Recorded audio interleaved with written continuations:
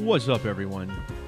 It's the 1st of July, 2024. My name is Derek, founder and creator of Gematrinator.com, the premier decoding website on the internet. Hope you're all having a great day so far. Welcome back to the channel for this, the 77th edition of the Superstream. We're keeping it mostly light for today's show. I'm going to be focusing on just a couple of topics, but very intriguing ones nonetheless. We'll start off by taking a look at a story that came out of the X Games involving skateboarder Tony Hawk, who was present at the Vert event to witness a 9-year-old named Emma Kawakami complete 3 straight 900s, which was the trick that made Tony a megastar in skating at the turn of the century.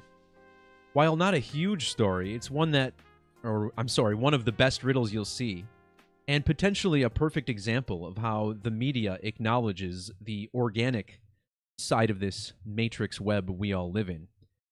The bulk of this video, however, is going to be focused on a story from near my neck of the woods, Racine County, Wisconsin, a suburb of Milwaukee, which will be hosting the Republican National Convention in 2 weeks' time.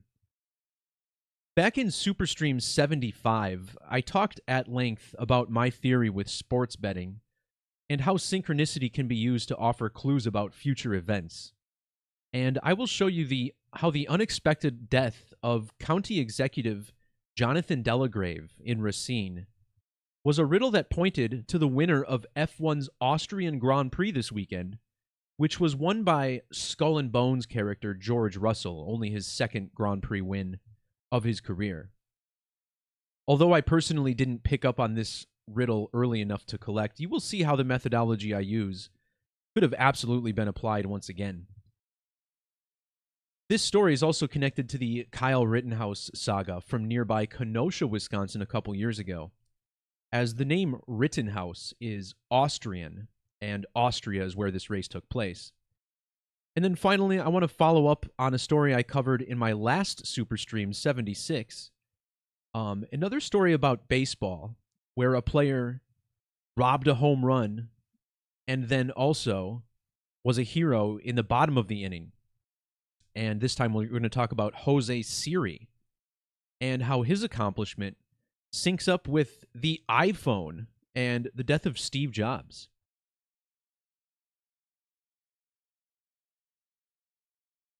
All right, so shout out to everybody who made it live. Shout out Cody, who's here. By the way, if you check out Cody's channel, I recently did a stream with Cody here. So if you want to hear about the death of Roman Reigns' father, I was on his live stream. I think it was 3 days ago. The one with Jey Uso on the cover here. So check that out if you want to see a little bit more of my work that's not on this channel. But to kick things off today, I want to talk about the world of skateboarding and how this 9-year-old named Emma Kawakami was essentially placed on TV by the numbers to complete this epic feat in front of skateboarding legend Tony Hawk. If you happen to be new to this channel, we talk about numerology with a strong emphasis on Gematria, the numeric underbelly of the English language.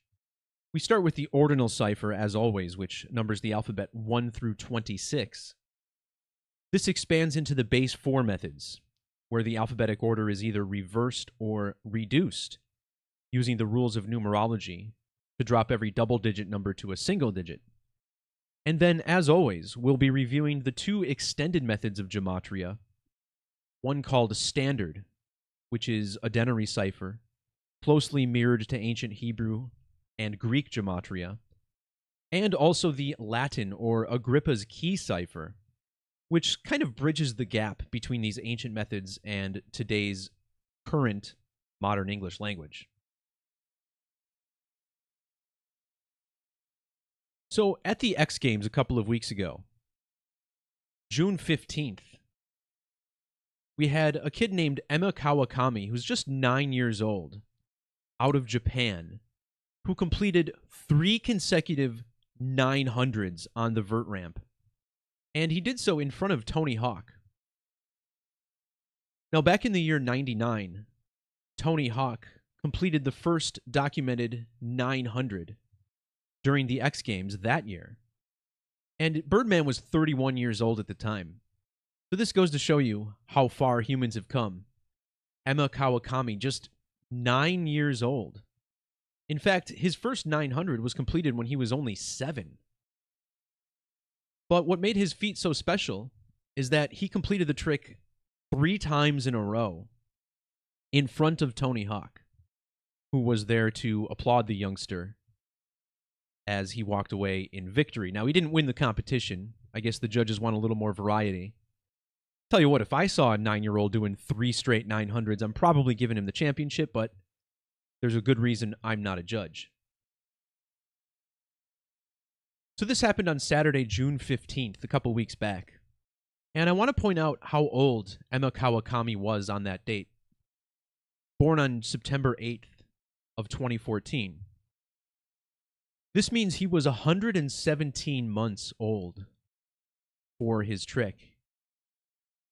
Using the standard alphabetic order, the name Tony Hawk equals 117.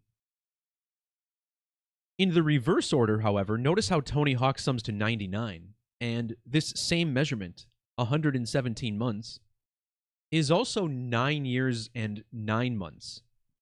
So how ideal that they put him in front of Tony at this time. And think about 99 in regards to Tony Hawk.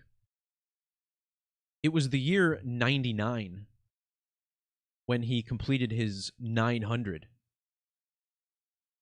which really launched him and the sport of skateboarding into a new level of the atmosphere. This was just a couple months before Tony Hawk's Pro Skater was released. And that game, of course, turned out to be one of the most successful gaming franchises of all time. A few years later, Tony would go on to found something called the Skate Park Project, which is responsible for over 600 skate parks worldwide.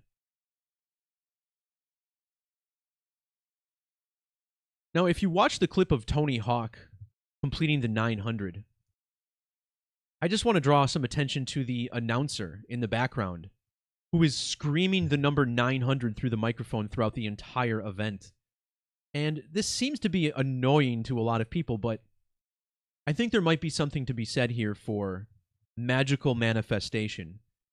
By this announcer screaming the number 900 over and over into this crowd that is in an absolute frenzy cheering for Tony Hawk, one must wonder if it didn't help manifest the trick actually being completed. Well, what I found was so interesting is that on the date Emma Kawakami was born, Tony Hawk was 555 months and 3 weeks old. And if you measure from Tony Hawk's 900 to the birth of Kawakami, you get 5,553 days. So a very strong 4-digit alignment there. But of course there's more. Consider how Tony Hawk was born in the year 68. If you flip the number 68 upside down, you get 89. Well, 8/9 is how Emma Kawakami would write his birthday in his native Japan. And in the alphabetic order, the name Emma Kawakami even sums to 89.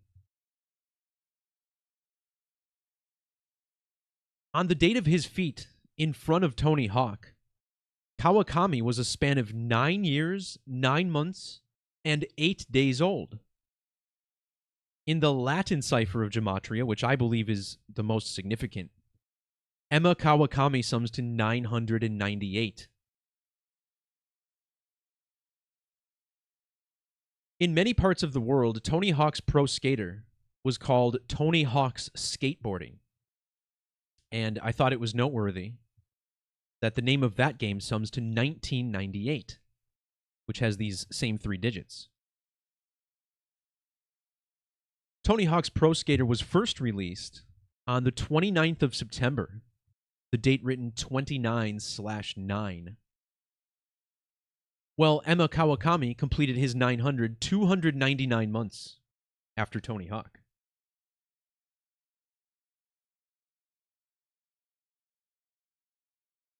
So once again, in 2002, Hawk founded the Skate Park Project.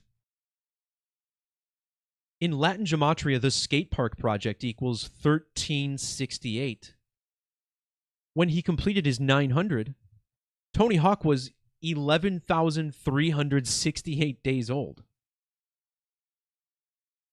Furthermore, he was also a span of 1 month and 16 days after his birthday, and 10 months and 16 days before his next. And on that date, he completed the 900. And 900 equals 116 ordinal. Using standard gematria, the name Emma equals 46. Tony Hawk completed his 900 46 days after his birthday. And then when he was 46 years old, that's when Emma was born. Their birthdays are separated by 119 days. The word skateboarder equals 119 ordinal, but in reduction, 900-degree spin equals 119. Now, this might seem like arbitrary phrasing, 900-degree spin.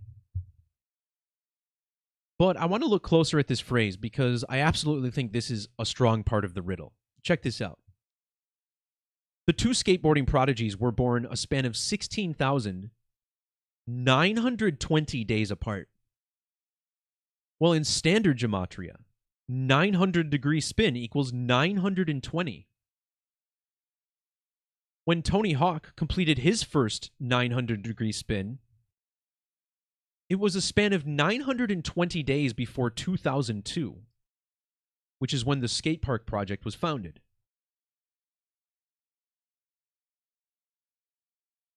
In 2016, Tony Hawk completed another 900 spin on the anniversary of his first.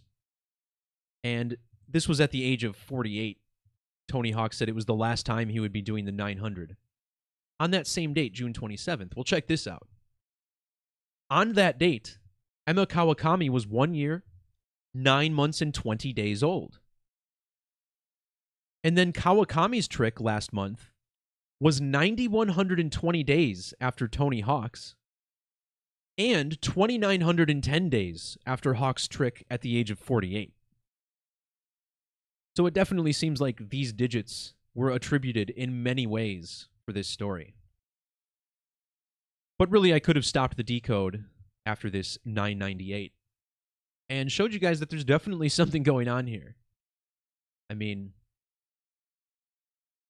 it's clear this kid was born by the numbers to do this, based on these alignments. And then it seems like they put him on television to strengthen that alignment even more.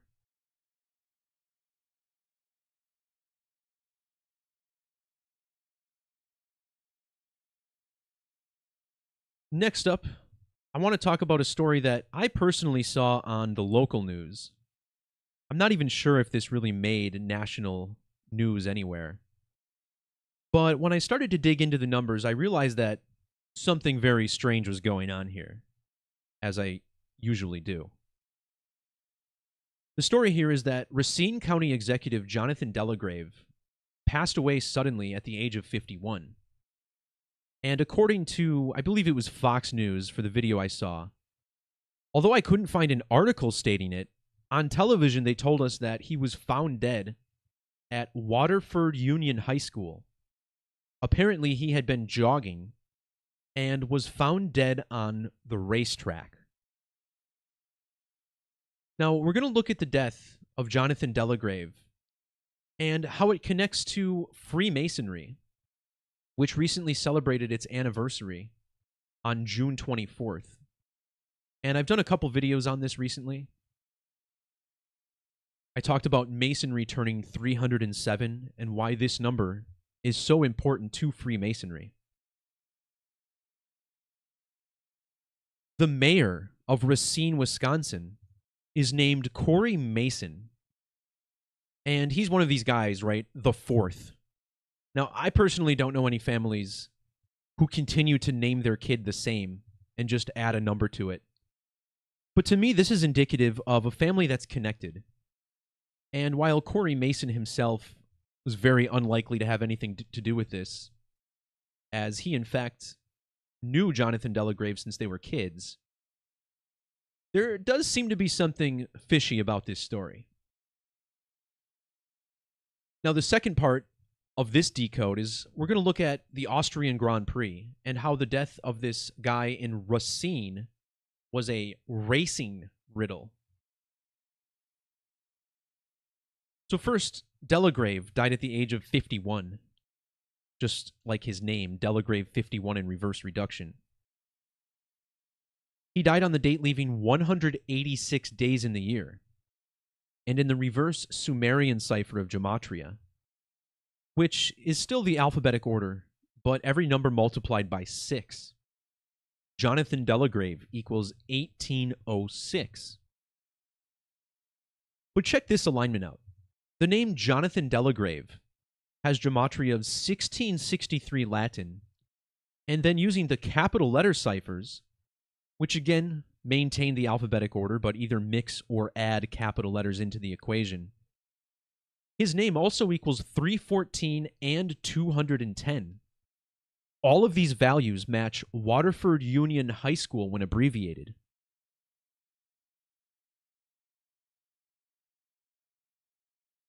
Now, a couple months ago, back in October, there was a celebration held for the anniversary of Racine. The city turned 175 years old back in August of last year. Now, curiously, Racine was not actually incorporated in October.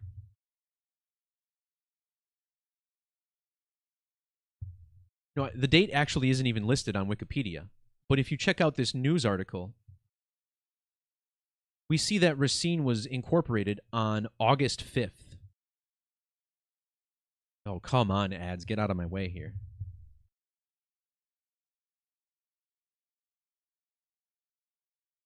Well, maybe I linked the wrong article. My mistake.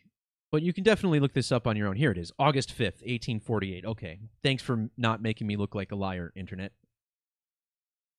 So Racine became a chartered city August 5th of 1848. However, they did not celebrate their 175th anniversary until October 21st. And I'm going to show you how this is a riddle, because 175 is a very important number to Racine. In the alphabetic order, Racine, Wisconsin sums to 175. In the Satanic cipher, Racine County Executive Jonathan Delagrave also with this 175. And when he died, the city was still 175 years old. This is a number connected to Freemasonry, who celebrates its anniversary on the 175th day of the year. On top of this, Racine, Wisconsin also sums to the 175th prime number, 1039. This number is very similar to the ordinal value of Freemasonry, which is 139. So right off the bat, we see a connection between Racine, Freemasonry, and their most recent anniversary. Racine County, meanwhile, sums to 176, and Racine's next anniversary will be its 176th. In fact, Delagrave died 38 days before that anniversary. 38, the gematria of death, killing, murder, and even R.I.P., which is what you would put on a grave. This man named Delagrave. The name Jonathan also has this 380, the 2 digits found in the Murder by Numbers poster. But not only did he die 38 days before the city's anniversary, he died 163 days before the county's anniversary. And that's the 38th prime number.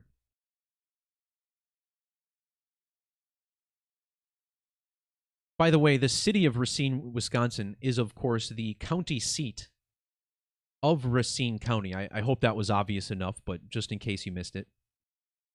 The Racine County Courthouse, where Delagrave worked, is located in the city. The name Jonathan Delagrave in the alphabetic order equals 158. In standard gematria, Racine equals 158. County executive, 1158 reverse Sumerian. Delagrave was found dead at Waterford Union High School, which is located at 100 Field Drive, which also equals 158. 158 is the reverse gematria of Freemasonry. And once again, the mayor of the city of Racine is named Corey Mason. His full name, Corey D. Mason IV, equals, you guessed it, 158. Mason is even the 58th mayor in the history of the city. In reduction, both secret society and Freemasonry equals 58. And remember, the city of Racine was officially incorporated on the 5th of August, or 5/8. Jonathan Delagrave died on a date with standard numerology of 58, 6 plus 28 plus 24. And in reduction, Racine County equals 58.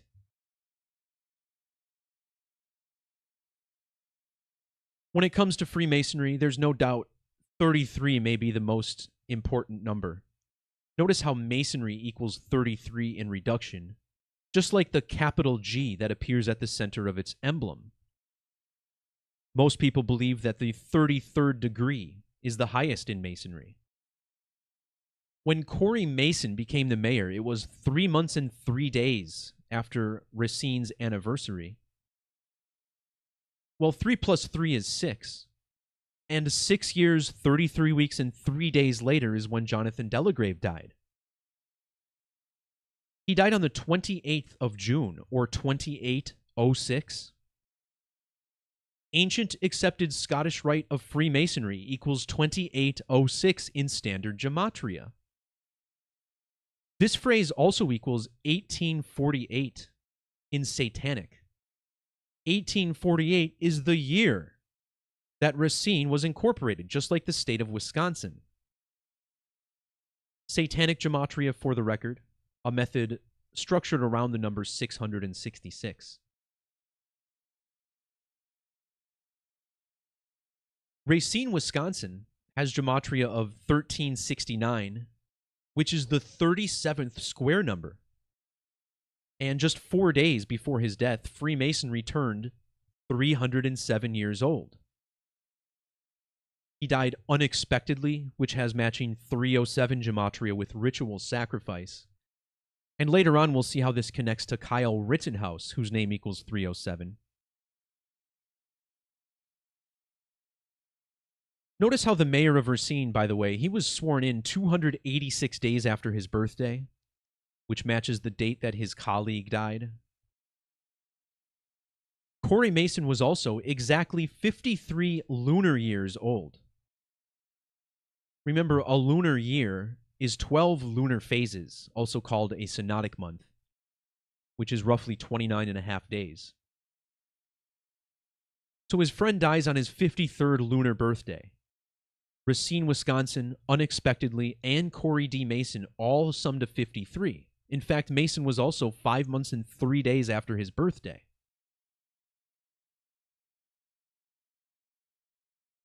Notice how the county executive died a span of 212 days before Mason's birthday. In ordinal and Latin, the phrase county executive equals 212 and 2120. Racine, Wisconsin with the 212. And in multiple Kabbalah ciphers, ritual sacrifice equals 212. The word unexpectedly also has matching 154 gematria with ritual sacrifice. In reverse, ritual sacrifice equals 251. Corey Mason was born on 25/1. And Jonathan Delagrave died 251 days after Racine's anniversary party, which again was 2.5 months after their actual anniversary. He was found dead in Waterford, Wisconsin, which has matching 251 Gematria with Mason.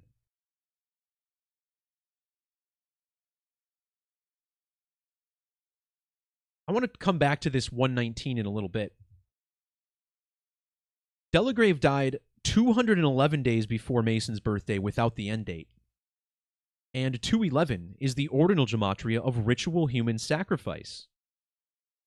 The word Mason, 211 Latin. The name Delagrave, 211 in Fibonacci numbers. And look how old the city of Racine was when the county executive died. 2,110 months. And then look at the date that they celebrated their anniversary. The 21st of October, or 21/10. All of this connected to the number 211. Delagrave also died 329 days after the city's anniversary, and that's the reverse value of ritual human sacrifice.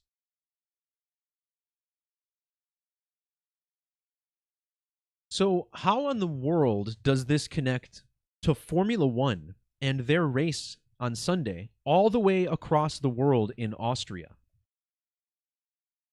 Well, it's kind of surprising to me that I even figured this out, but, once again, this goes along with what I was saying during Superstream 75, where I talked about how I used synchronicity to pick the winner of the Kentucky Derby. Now, I do believe that numerology can offer clues about sporting events and winners and maybe win you money. However, I have a very strong problem with the fact that when most people think of Gematria, they think of sports betting. Like, that really bothers me because it's not just sports. It's, I think, anything in life where if you pick up on the patterns ahead of time, you get clues about what will manifest in the future. Now, again, I did not successfully pick the winner. I didn't try picking the winner. But if I just spent a little more time, I'm very, very confident that I could have used this story to do so. And that may sound crazy. I don't really care. That's kind of the whole basis of this channel is craziness. So let's talk about it. So once again, we have a county executive for Racine County. And according to the news, he was found dead on the racetrack at a high school that had matching Gematria with his name. So what I did, when I saw this 1663 connection between Jonathan Delagrave and Waterford Union High School, all I did is went into my history here, and I punched in the number 1663. And I did this with a couple of extra ciphers. And I only got a handful of results, right? These are the two from the story. There's a city near me that has this Gematria. Also, the Crocodile Hunter, 1663, Steve Irwin. But it was this name that jumped out at me. Robert Joseph Kubica. Now, there's a good chance you've never heard of this guy. But for someone like me who's been following Formula One this year, I recognize this name because he's a former Formula One driver. And I checked Kubica's birthday, and I noticed it was December 7th, which is the same exact date that Racine County was founded. And I started to think, wow, Racine, found on a racetrack. And then we have Kubica, who is a Formula One race driver. And it dawned on me right away, this is probably a riddle that could be used for the Austrian Grand Prix.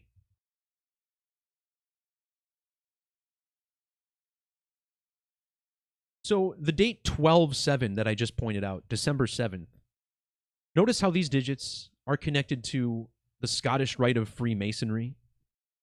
Racine Mayor Corey D. Mason, 127. Jonathan Delagrave, 1207 with caps.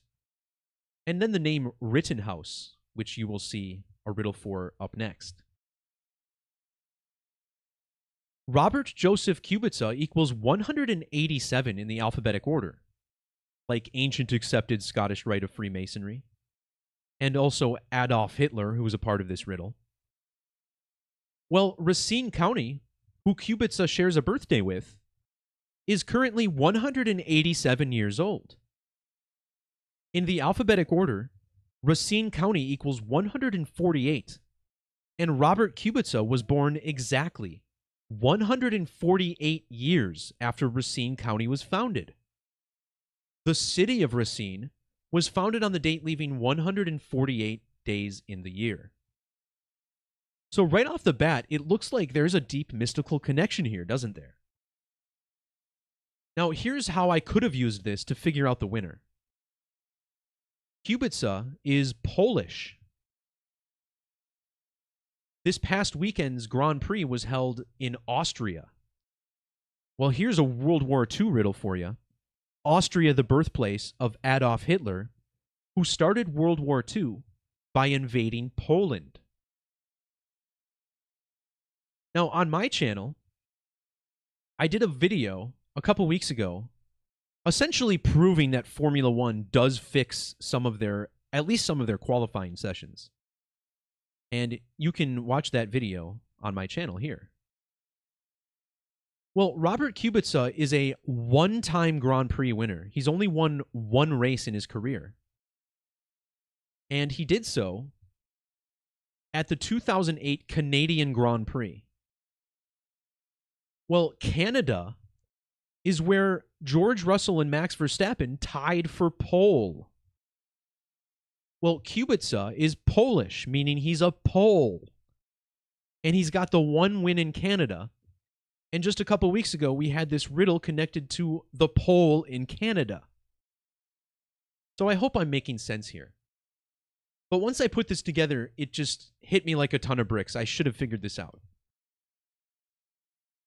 So let's look back at this 1663 connection. And this is why I think, in order to make proper predictions with sports, it's really helpful to have some sort of database to draw from. Because without this search, I would have never figured this synchronicity out, you know? All right, so the 1663, right? Well, measuring from Kubica's only F1 victory to the death of Jonathan Delagrave was exactly 16 years and 3 weeks. Remember, Delagrave died 163 days before Racine County's anniversary. Well, the winner of the race in Austria, George Russell, his name equals 163, and he drives the 63 car. When Kubica won in Canada, it was 16 weeks and 3 days after George Russell's birthday. We'll see this number again when I talk about Kyle Rittenhouse. But notice how Kubica was 8,585 days old when he won in Canada. George Russell won his race 85 weeks after his first victory, which was in Brazil back in 2022. Now, something I just thought of right now is that a Brazilian headlined UFC 303, which was held the night before the Austrian Grand Prix. And I believe he even won. Yeah, Pereira, the Brazilian, won that fight.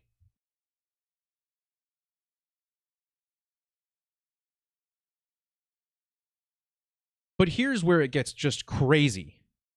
And I guarantee you guys that you'll agree with me that this absolutely pointed to the winner. George Russell's full name. Remember, this guy is a skull and bones riddle. Did I close out this page? What did I do?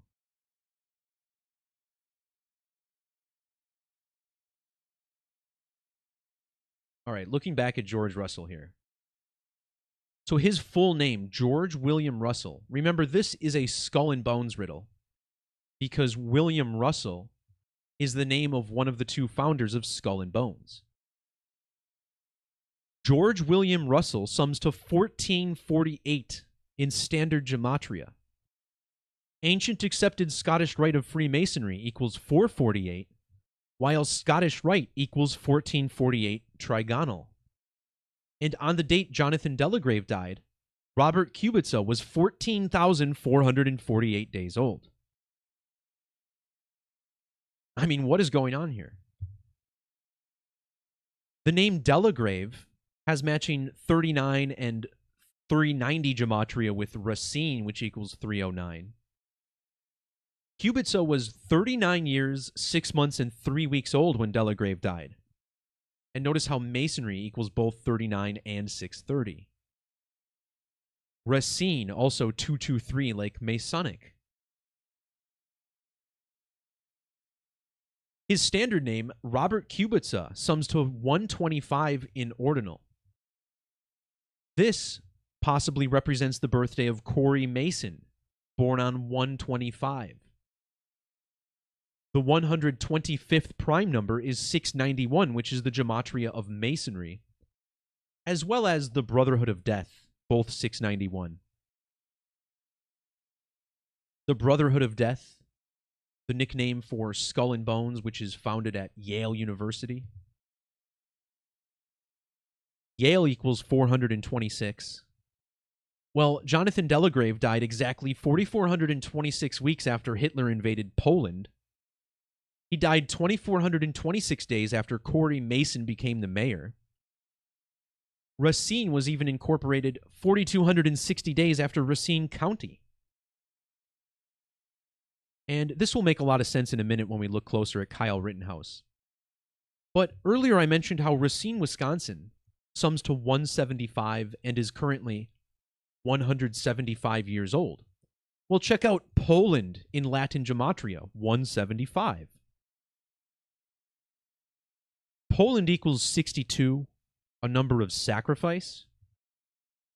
Well, the guy who would have won this race in Austria, Max Verstappen, he was going for his 62nd win in his career. However, he crashed out with Lando Norris. And I think it was lap 60? Might have been lap 62, actually. No, I don't think so. Let me see for sure.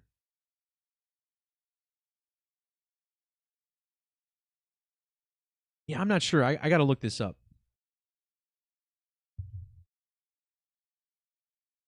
What lap did Max hit Lando? Look at this. It was lap 64. Okay, so it wasn't 62. But near the very end of the race, these two cars collided, and this is what gave George Russell the win. He was able to sneak through and take the victory. But the word Mason also equals 62. However, the big one here is that Poland equals 215. And not only was George Russell born on February 15th, or 215, but his name equals 215 with capital letters.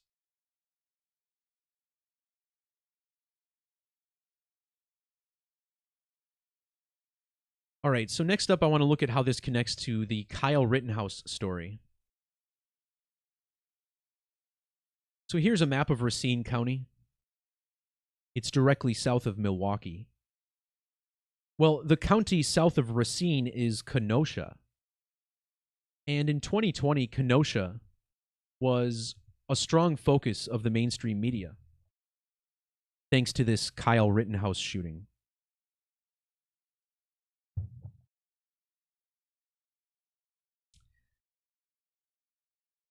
So once again, the name Rittenhouse is Austrian, and I did a post on this back in 2021.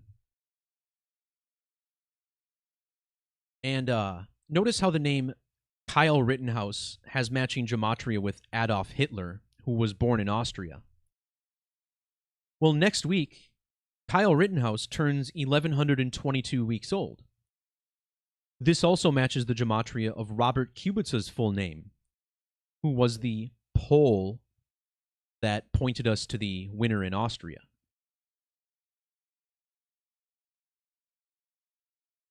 The Kyle Rittenhouse story was actually a skull and bones riddle. Now, I didn't pick up on this at the time, but it certainly is. Now, Yale University recently turned 322 years old in the year 2023. And the word Masonic equals 223. Shout out to the chat. I'm going to address you guys real quick here.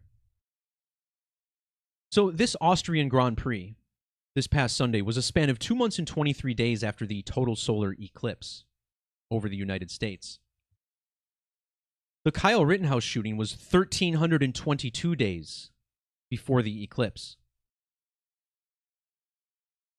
Rittenhouse was found not guilty exactly 22 months and 3 weeks before Yale turned 322.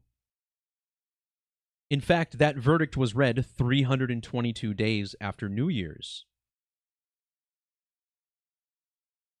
Jonathan Delagrave died 2 years and 223 days after the Rittenhouse verdict. The Skull and Bones Society was founded in the year 1832. And on the date of that Rittenhouse verdict, Kyle was 18 years and 320 years old. It looks like I had the little graphic on the page there.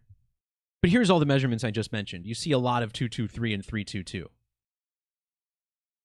Kyle's age, reflecting the year Skull and Bones was founded. In the reverse order, Skull and Crossbones has matching 263 Gematria with Masonic. This rather Masonic death in Racine County was 263 days after Yale's anniversary, and also 2 years, 6 weeks, and 3 days before the next total solar eclipse. Notice how the Kyle Rittenhouse shooting was also 1,140 days before Yale's anniversary, and also 1 month and 14 days before that date, October 9th. Kyle Howard Rittenhouse equals 114. And then Jonathan Delagrave died 11 weeks and 4 days after the second eclipse. There's also another interesting connection here with World War II and Racine. Notice how Pearl Harbor fell on Racine County's 105th anniversary. The word masonry equals 105, while the name Kyle Howard Rittenhouse equals 105 in reduction. And on the date of the Rittenhouse shooting, the mayor of Racine was 571 months old. Well, 571 is the 105th prime number.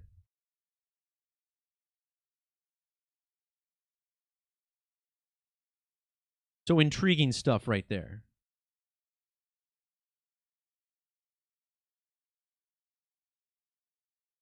Notice how the name Rittenhouse has matching 143 Gematria with the mayor, Corey D. Mason, like Scottish Rite of Freemasonry. Well, Jonathan Delagrave died 1,403 days after the Kyle Rittenhouse shooting. That's also 3 years and 44 weeks, which is another number that's connected to the Scottish Rite.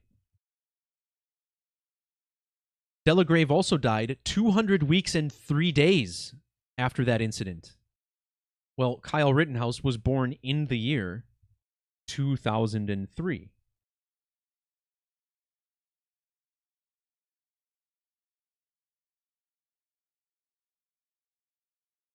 All right, so earlier I gave a quick shout out to the chat, and I have to laugh because the person who seems to be talking crap, his name is Bird Maine, which is pretty funny because the first story I started off with today was talking about Tony Hawk, whose nickname is Birdman. So I don't know if you guys are just epic levels of troll at this point, but I appreciate the stuff. So, you know, I get this often, right? Let's hear some predictions that actually happen. Well, look, I'm one of these rare, honest YouTubers, okay? I only tell the truth on this channel. So I don't have some magic hocus pocus that's going to make you rich. And anybody who claims they do is probably lying out their ass. In fact, I'm almost certain they are. If you want my philosophy on sports predictions and all of that, please watch Superstream number 75. It's easy to find. You just go to my channel, go to the live section. And this talks about how I did actually predict the winner of the Kentucky Derby, which is a horse race, and I guess you could try to argue that horse races are rigged.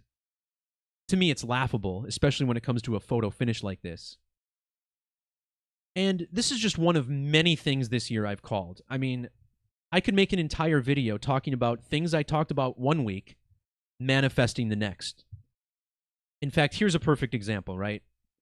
I talked about a riddle connecting the death of Mike Colin to The Simpsons and John Madden. And then the next week, O.J. Simpson dies on John Madden's birthday. O.J. Simpson, a football player, right? I did this video on the Big Boss Man and his hanging at WrestleMania. And then a couple days later, we got a story about the death of Laura Lynch. And of course, a hanging is called a lynching. And maybe it would be worth it for me at the end of the year to kind of go over this, right? You know, I did a video on Morgan, and then we had a major Morgan riddle talked about in the next, which then pointed to the death of Bill Walton. So I know a lot of people see a topic like this, and all they think of is, how can I use this to obtain more material wealth? Which is absolutely not the philosophy you should be taking, because that's what will cause a downfall in your life. And I've seen it happen to people. You know, I was one person who bought into all of that when it all started, and it lost me a little money. My point about this is that synchronicity does occur, and it does point to future events. However, it doesn't always mean you're going to get rich from it. It just may mean you're more enlightened. And this is not how most creators want to address this topic, because, you know, I'm just being honest with you guys, and how this all really does pan out. So, when it comes to Formula One, you know, here we have a guy winning just his second Grand Prix in history. And, you know, I make this video about him tying for pole in Canada on what was proven to be a lie, right? And it's a weird thing to talk about. I feel like we're trying to learn this together, right? And these are things that no one else is talking about. I'm the first person to come along and talk a lot about these deeper synchronicities. And in the future, we're only going to get better at it. So this is a process, so to speak. All right, anyway. Before I end this live stream, I want to talk about a wild synchronicity that occurred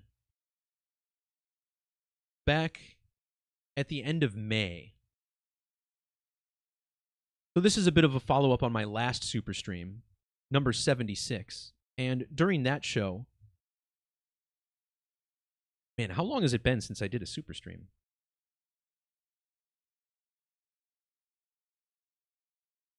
Number 76, this one here. So during that video, I talked about how the Major League Baseball had added the Negro Leagues into its database.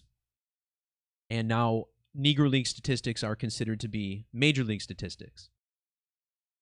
Now, a day after this implementation, there was a wild synchronicity for the Milwaukee Brewers.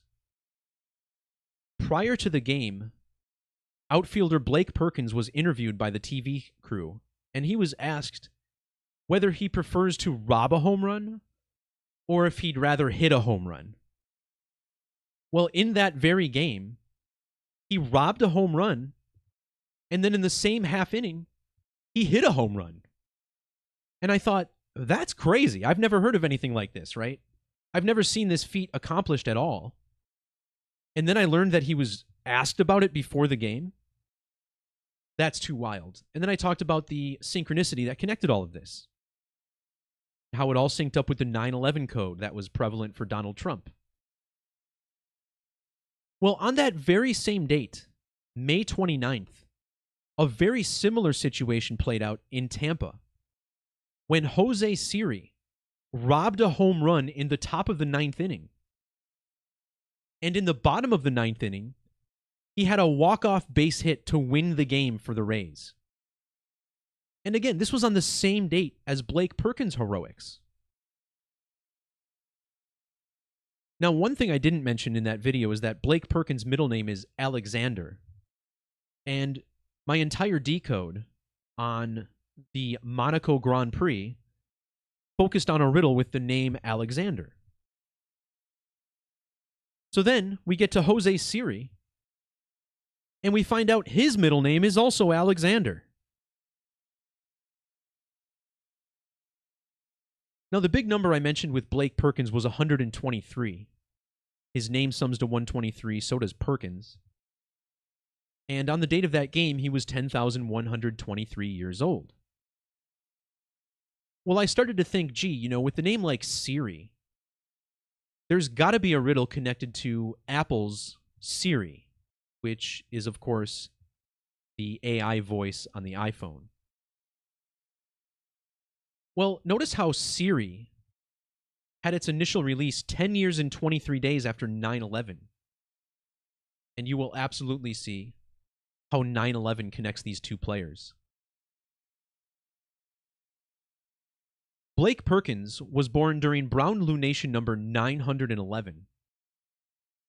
And when Perkins made his major league debut in April last year, it was exactly 911 sidereal months after the birth of Steve Jobs, the founder of Apple, who died just one day after Siri was first launched. Look at that, October 4th, 2011 for Siri. And then the next day, Steve Jobs dies? When you add the names Blake Perkins and Jose Siri, it sums to 119 with the S exception. These two players were born 1 year, 1 month, and 19 days apart. When Jose Siri made his major league debut, it was exactly 119 months after the release of Apple's Siri. In fact, his debut was also on the date leaving 119 days in the year.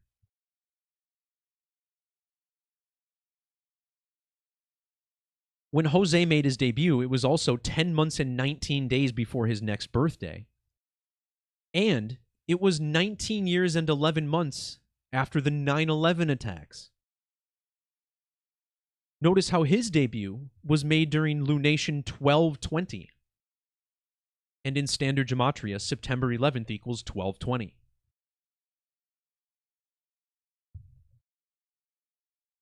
When Jose Siri robbed this home run, and then also had the walk-off hit in the same game,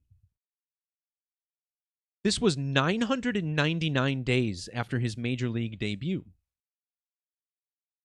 It was also 69 years and 96 days after Steve Jobs was born.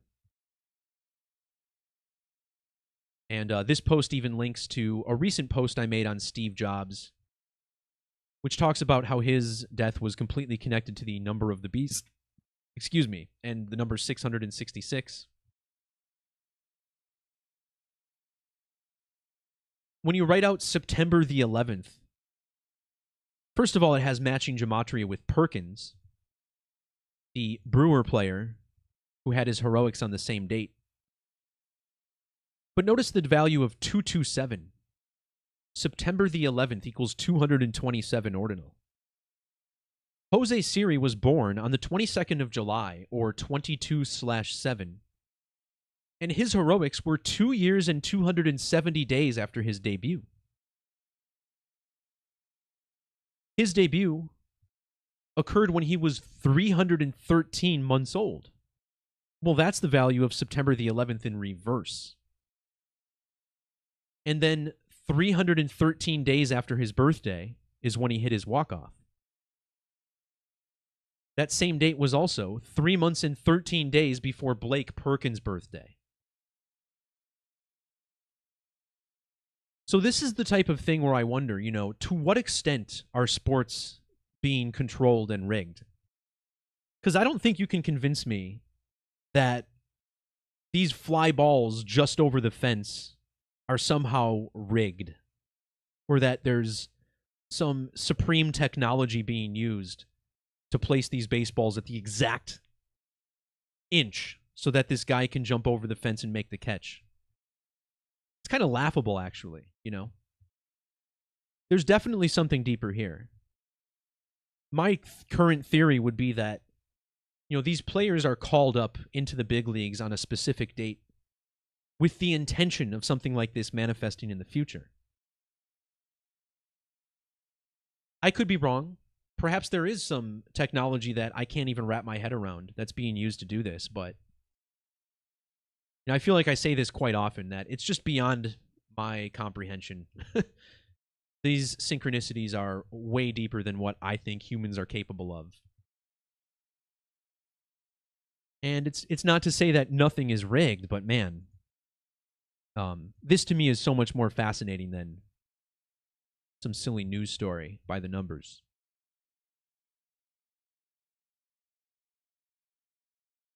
Maybe everything is rigged, chat. I don't know.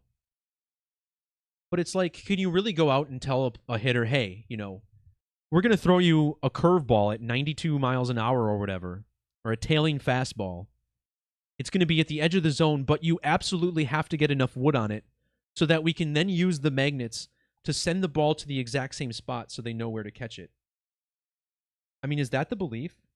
I genuinely want to know. Because I just don't know if I can buy it. Let me tell you a quick story, right? I used to play Little League Baseball when I was, I think, 11 through the age of like 13 or something. And one year, my team made it to the third place game, right? We lost in the semifinals, and we were playing another team for third. So, the winner gets a medal, the loser gets nothing. And we played 7-inning games back then. And I was a pitcher. That was my favorite position. I could play pretty much anywhere except catcher, but I loved to pitch. And in this game, my coach called on me to pitch the 7th inning. Everyone was only allowed to pitch 3 innings, so we had one guy go the first 3 innings, and the second guy went 3 more innings, and then I jumped in for the 7th. And I didn't expect to be called on because the last time I pitched, I completely blew the game. We had played the best team in the league, and they just hit everything I threw. So my coach calls on me to pitch the 7th to get the save, and we're only up by 1 run, so I can't allow anything, right? And I can't remember everything that happened step by step, but basically one guy got on base. He ended up on second. And the next hitter, with 1 out, hit a fly ball to left field. And the guy playing in left field was the coach's son. And he was all right, but he was not at all reliable. And as soon as the ball hit the bat, my stomach sank because I knew that this was going to score the run. And I looked out to the outfield, and I kid you not, this kid raises his arms, both of his arms apart from one another, and I don't even think his eyes were open. He just stood there, and both of his arms went into the sky. That ball went directly into his glove. Like, the kid didn't move. I don't know how he made this catch. He had no business being in the right spot, but there he was. And this guy ended up on third base, and finally I got the last guy to pop up. My catcher ran down the foul line and made the catch. And we got this epic victory. And we earned the third place medal. Our coach got a trophy. Everyone was really excited. That was by far the coolest moment in my childhood as an athlete. I played hockey for a little bit too, but I was definitely better at baseball. But I just look back on that, and I think it felt like magic at the time, And there was all this energy going into it. I had a bunch of friends and family there, as did a bunch of the team. I mean, the stands were packed just for this silly little Little League game. But I wonder, like, could I go back if I remembered the date and the names and birthdays of everyone involved? Could I have found a numeric riddle in that? Because to me, that's what's happening in these baseball games sometimes. And I see a comment saying, yes, there is technology, astrology. That comment doesn't even make any sense. Maybe you're telling me that astrology is the technology. That I would actually agree with. But, you know, they made a movie called Angels in the Outfield. I'm sure you guys know about this film.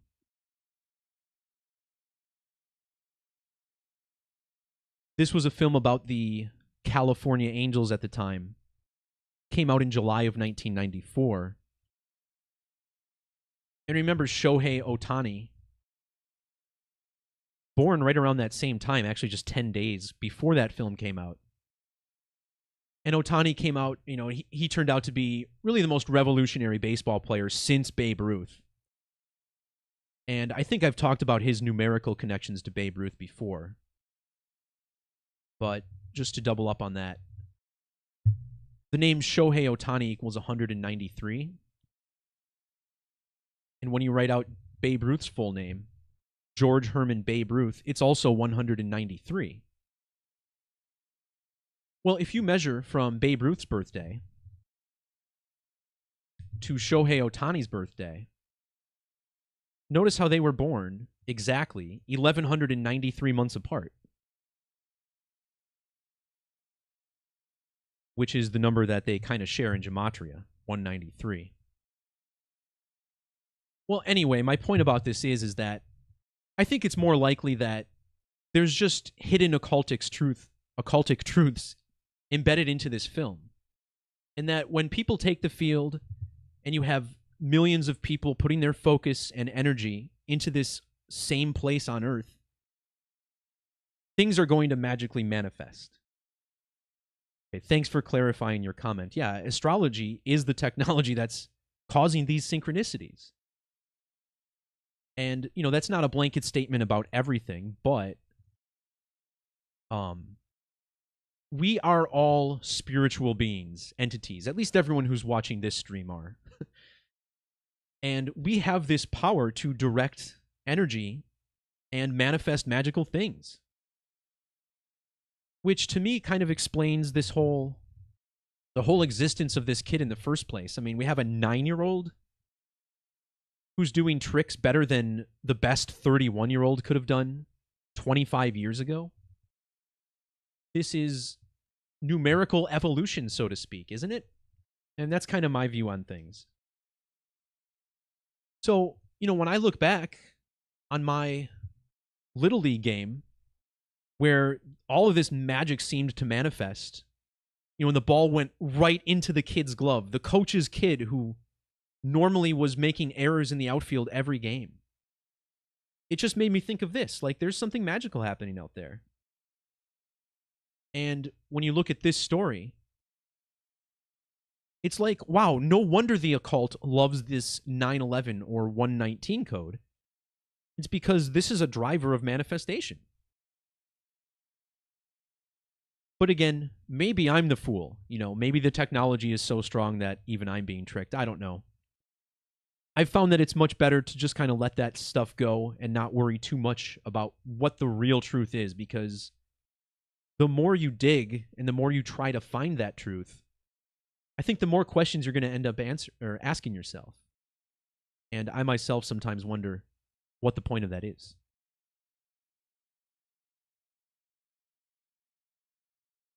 All right, guys, so that pretty much wraps it up for this super stream. If there's one more thing I wanted to touch on, it was this Austrian Grand Prix riddle. And I'll go ahead and just link the post below. But basically this weekend, we had Max Verstappen enter the weekend with 61 wins, which is the big Jesus number that Max Verstappen is so associated with. And I did a post a couple weeks ago theorizing that he would end the Grand Prix with 61 wins, which he did, but how it happened is not exactly what I thought.